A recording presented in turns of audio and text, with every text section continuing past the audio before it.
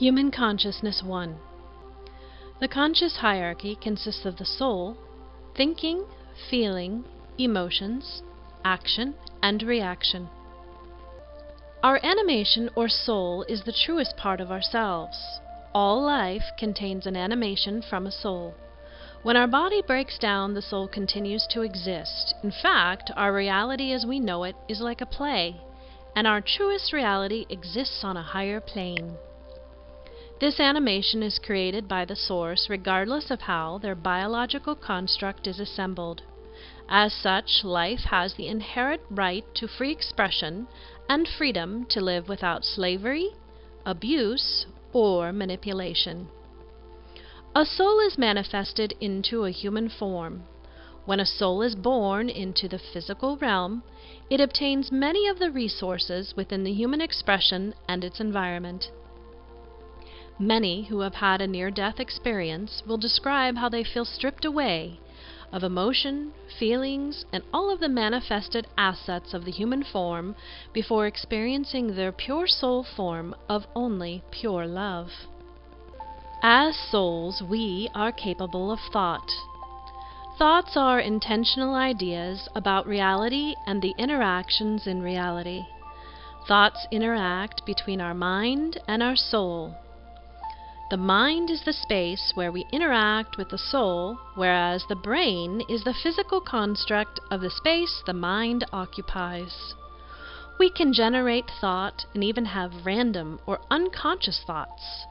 Because we exist on more than one plane, we can at times face a dissonance within our thoughts.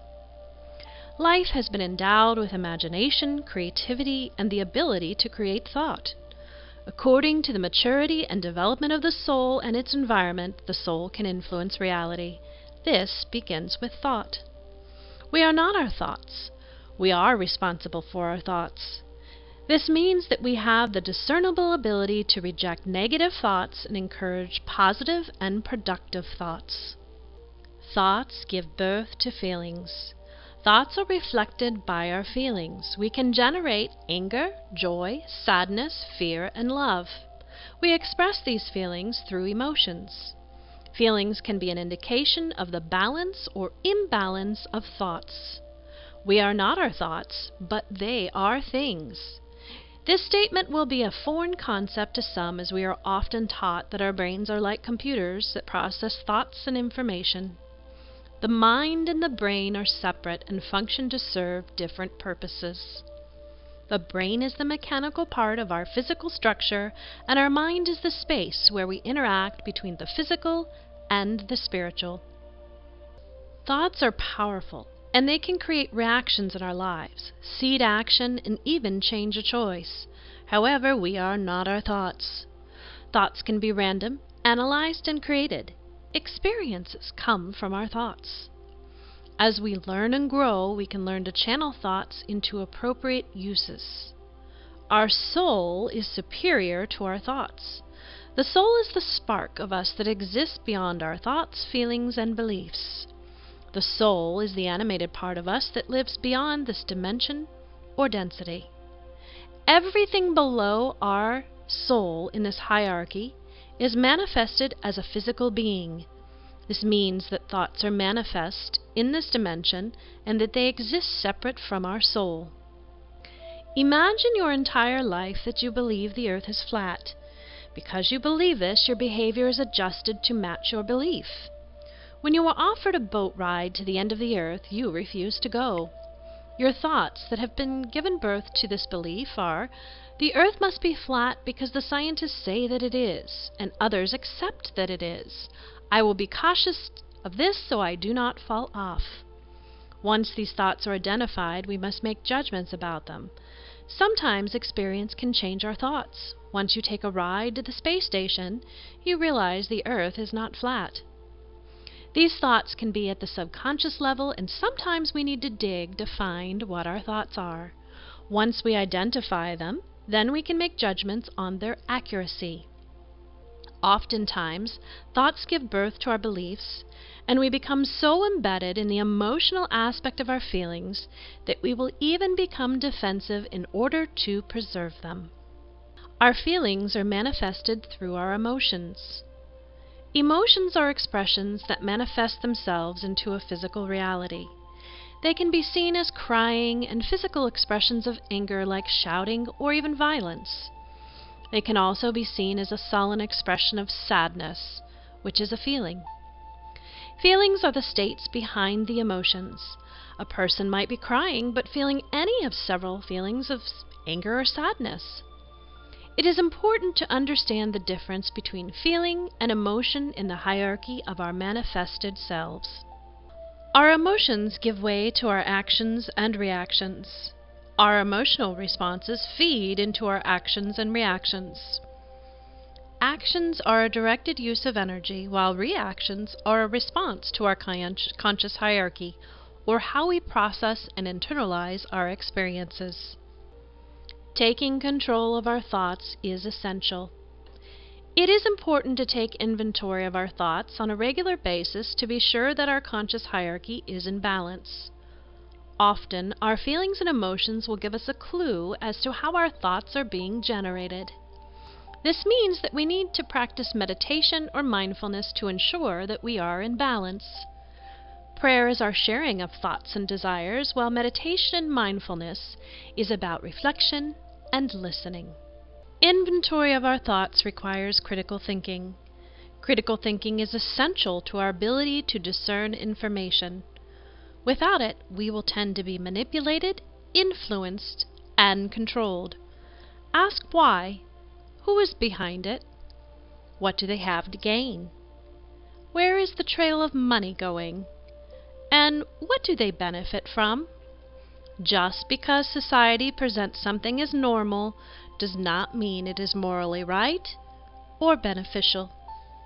Remember, someone's status in society, the degrees, ownership, training, success, credentials, position of power, professional status, or celebrity does not define their level of empathy, compassion, integrity, or altruism. This is only defined by the condition of the soul. Just because someone is an expert does not mean they will use their power for good or to benefit others. This is a very important reminder, as systems are often run by experts, but many of these systems can be deeply corrupt and should not be given trust to the level that they control your life or make decisions for you. If you are not your own authority, then you are vulnerable. How fear breaks down the conscious hierarchy. Fear is a vacuum where love cannot generate positive energy. It is like a debt that steals peace. While fear is necessary when there is an external, immediate danger, fear is only meant to be manifested when there are brief dangers requiring immediate reaction to ensure physical safety. Otherwise, fear works to stifle and cause degeneration. Being concerned about what others think of you is also a detriment to soul growth. We must move on beyond this to realize our truest potential. Those who live in response to fear become a reactive component of reality. Their ability to be proactive is stifled, and decisions are made on the basis of a lower plane of emotional intelligence. The extreme of this scenario can be seen in places where riots began and where wars began. Fear takes over the rational mind and forces a person to seek out what are considered to be the self-preservation considerations. In this state, growth and maturity are put on hold, and self-preservation uses up the senses. These senses are needed to continually register the nuances of reality and place them in the appropriate place in consciousness. Fear should never be the catalyst of a decision. While we will again acknowledge that the fight or flight mode can save a human from a chasing bear, most decisions in life are not based on that premise. Even if we do allow fear to bring us to a decision, then we must also take responsibility for the consequences of that fear. When fear is in power, then love is not being expressed. This means that we must do our best to come to terms with the fear in our lives. Anger is the daughter of fear. The fear cycle plays a role in the depression of the human spirit. This cycle creates a patterned habit which keeps one from growing. Fear and anger are related. When all fear is gone, then anger will start to subside. Pain and fear are related. For example, a man who struggles with anger since childhood may be struggling with pain caused by his father's lack of love. If the father is absent or does not provide unconditional love, then a son can develop anger issues. This anger is really a coping strategy for covering up the pain which grew his fear in life. There is a vast difference between guilt and remorse. Guilt is the lower form feeling based out of the construct of shame in connection to consequences on us. It is an internalized process where the concern is for oneself. Remorse, on the other hand, is concerned with the effect of our actions have had on others. It is energy that is concerned with the balance between others and us. The perspective is from the other to self.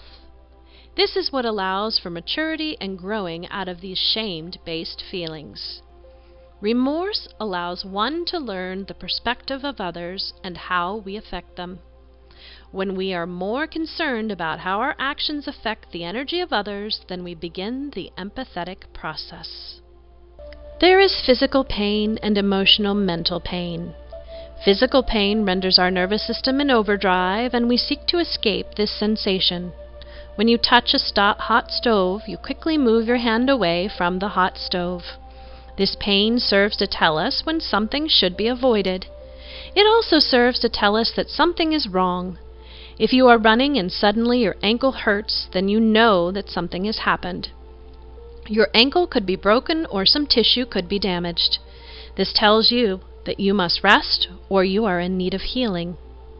Likewise, emotional and mental pain indicates that there is an imbalance and we should seek to rebalance.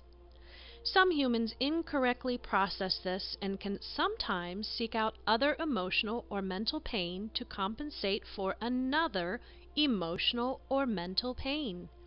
This is what is behind addiction. When the pain is not brought back to a homeostasis state, then the person becomes unstable emotionally and growth does not take place. Feelings, which express in the physical as emotions, are made up of energy. Each has a unique energy. Perhaps sometime in the distant future we will learn to read these energies the way we now read words. The positive feelings emit a higher frequency, and the negative emotions emit a lower frequency. Higher frequencies lead to growth and balance, and low energy leads to a victim-predator cycle of regression. Pain is the active force of fear. Behind the thoughts of pain, they will break down to thoughts that correlate with a fear. Think about someone who has experienced a great deal of stress and emotional pain. Some are sensitive enough to be affected by simple everyday frustrations. They become triggers for a deep reservoir of lingering pain. For example, a woman who had a very critical father will have a short tolerance for men later in her life because of leftover unhealed pain. In therapy, we will find that her thoughts may be, the criticism is an indication of rejection. Once that pain of rejection is realized in terms of a fear of rejection, then healing can occur.